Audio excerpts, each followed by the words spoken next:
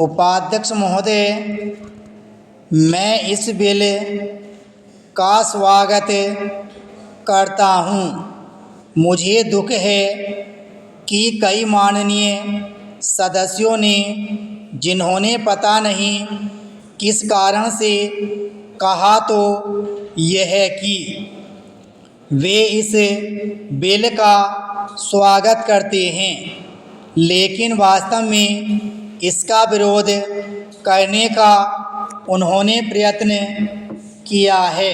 पैराचीन। आखिर इस बिल में कौन सी ऐसी चीज़ है जो कि हिंदी को कोई एक विशेष स्थान दिलाती है?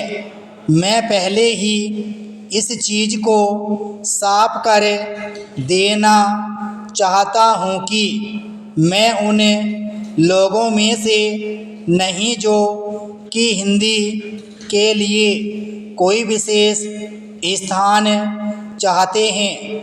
मुझे तो ऐसा लगता है कि जो सदस्य महोदय ऐसा कहते हैं कि इस बिल के द्वारा हिंदी को कोई विशेष स्थान दिया जा रहा है, उन्हें वास्तव में हिंदी का इतिहास मालूम नहीं है। हिंदी कुछ उन लोगों की भाषा है जो राष्ट्रीय विचार के थे, जिनका कि राष्ट्रीय आंदोलन में बहुत हाथ था। उन्होंने इसका प्रचार किया।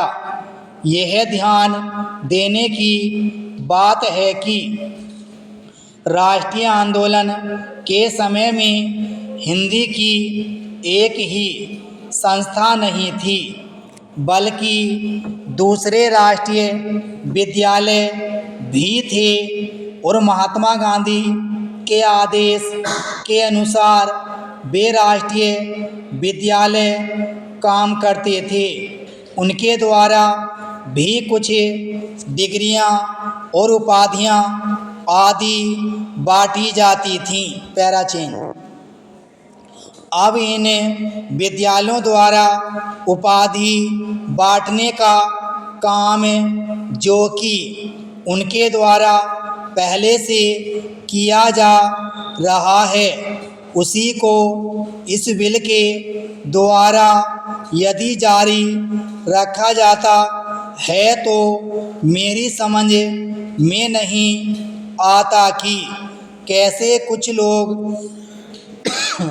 यह समझ लेते हैं कि इस बिल द्वारा हिंदी को कोई विशेष स्थान दिया जा रहा है। मैं नहीं समझता कि इसमें हिंदी को कोई विशेष स्थान दिए जाने की बात है, और जैसा मैंने पहले निवेदन किया, मैं उन लोगों में से नहीं हूँ जो कि चाहते हैं कि हिंदी को कोई विशेष स्थान दिया जाए, लेकिन मैं